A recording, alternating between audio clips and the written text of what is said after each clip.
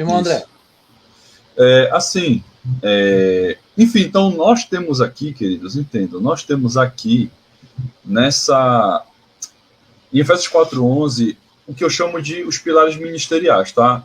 No sistema de, assim, fazendo associação com o sistema de púlpito que nós temos hoje, né? Que hoje, geralmente, o ministério da igreja, ele fica concentrado nos púlpitos da congregação, né? Nesse sistema hoje de igreja evangélica que nós temos, tá? Eu não vou reclamar com relação a isso, tá? Esse sistema de púlpito aí, tudo bem.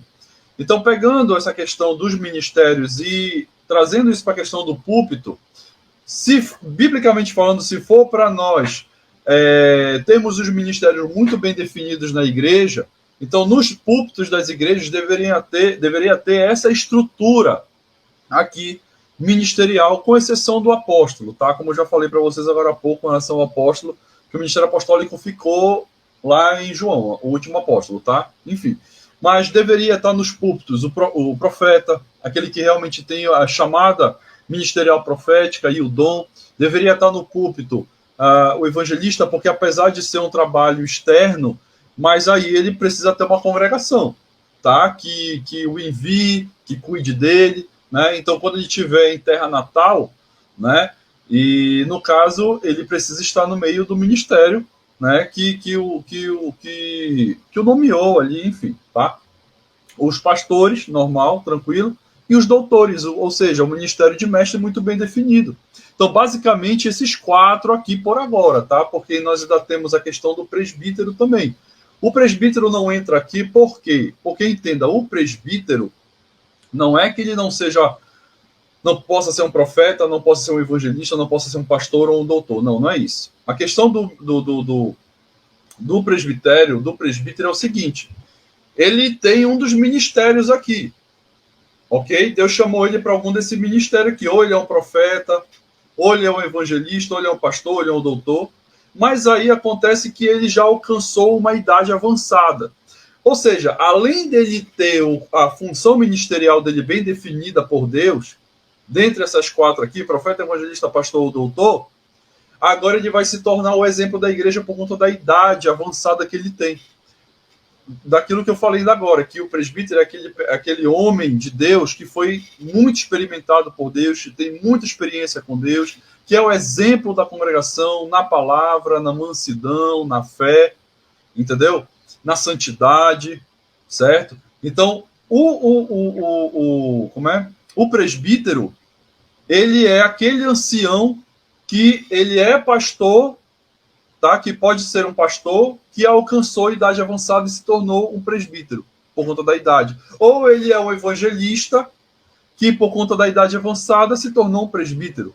Ou ele é um profeta, certo? E que, com muita experiência dele, depois de desenvolver bastante o dom que Deus deu a ele, e contribuir bastante para o reino de Deus na terra, para a edificação da igreja e tudo mais, agora alcançou uma idade avançada de idoso, de ancião, e ele se tornou um presbítero da igreja. É dessa maneira que o ancião aparece na igreja, entendeu? No meio do ministério, é dessa maneira. Tanto é que o apóstolo Pedro, ele vai dizer que ele é um presbítero da igreja, e ele vai dizer que outra pessoa, também eu não lembro agora, em uma das suas cartas, ele também diz que é um presbítero como ele é, um presbítero da igreja. E qual era o principal ministério de Pedro? Era apóstolo, ele era um apóstolo, além dele ser também um pastor de igreja, né, ou bispo, né? Então, quando ele chegou na idade avançada, ele se tornou um presbítero da igreja. É dessa maneira que se chega no presbitério, desde que ele se mantenha firmado e ele seja reconhecido pela igreja, né? Primeiramente pelo ministério e pela igreja como um ancião da igreja, aquela pessoa que está apta, né, a se tornar realmente um exemplo para a igreja. O que compõe a estrutura ministerial da igreja? É o profeta, é o evangelista, é o pastor, o doutor, tem a questão dos presbíteros e também tem a questão dos diáconos, né? Vamos colocar os diáconos aí também, tá? Porque eles trabalham em prol do povo, eles trabalham em prol do reino de Deus na terra. Tudo bem. Então, essa é a estrutura ministerial que nós temos pela Bíblia, pela palavra de Deus. E tudo muito bem definido, todas essas funções muito bem definidas, nenhuma descartada. Estou abrindo ele aqui. Para falar, pois é.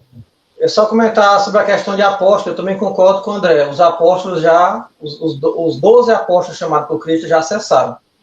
Inclusive, é por isso que existe até uma instituição religiosa aí, que acho que as pessoas devem conhecer, que eles falam que a organização deles é a seguinte: eles dizem que eles são a igreja verdadeira, que tem a revelação verdadeira, que tem um cara como profeta, é o principal, é o líder, e ele convoca 12 apóstolos. Isso acredito que até a morte deles. Então, eles sempre têm que ter essa organização com profetas e apóstolos. Esse pessoal se considera a igreja verdadeira por causa disso, né? Eu não vou nem entrar no mérito aqui, porque é uma seita. Não vou nem falar o nome dela, não, mas o pessoal pesquisa aí que você não saber qual é. Então, ou seja, por causa do entendimento errado, da interpretação errada, tem gente que fala, não, o jeito de ser da igreja certa tem que ter 12 apóstolos. Não, gente. Os 12 apóstolos, como missionados por Cristo, e não por um regente da denominação, mas por Cristo, já foram chamados. A prova é tal que colocaram Matias só para completar o número dos 11, com o 12º, e mesmo assim Jesus falou, não, meu apóstolo é aquele lá da estrada de Damasco, eu falei com ele. É esse aí.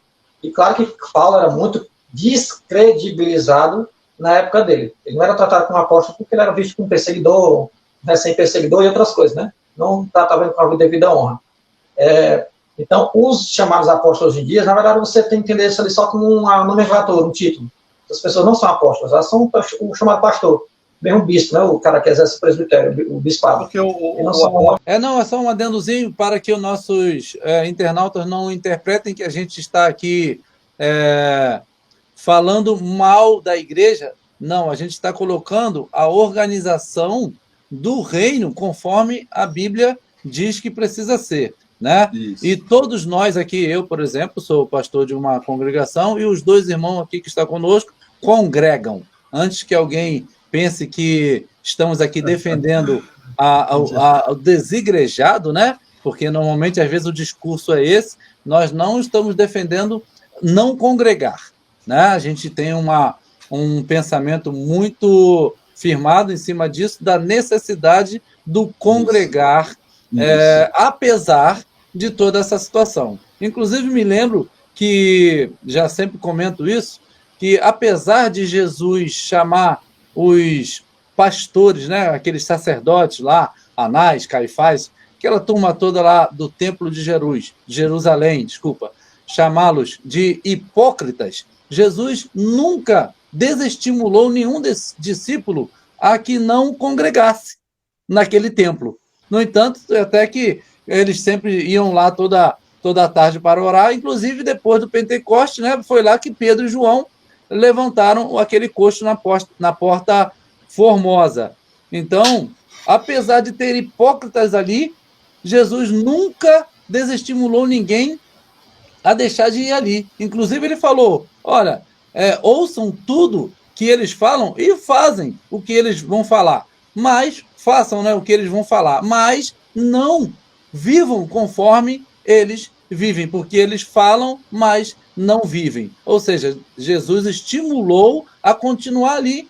Porque hoje muita gente vai dizer, não tenho mais nada para ouvir daquela casa, daquele púlpito, nada me alimenta mais, tal. Esses exemplos bíblicos, todos vão contrário a essa informação. Isso. É claro que existem as exceções que você, às vezes, não tem mais como, por algum problema, alguma situação grave que houve ali, você não tem mais como ficar ali, mas não por essas razões. Então, só para deixar esse adendo aí que nós realmente apoiamos o congregar conforme a Bíblia diz.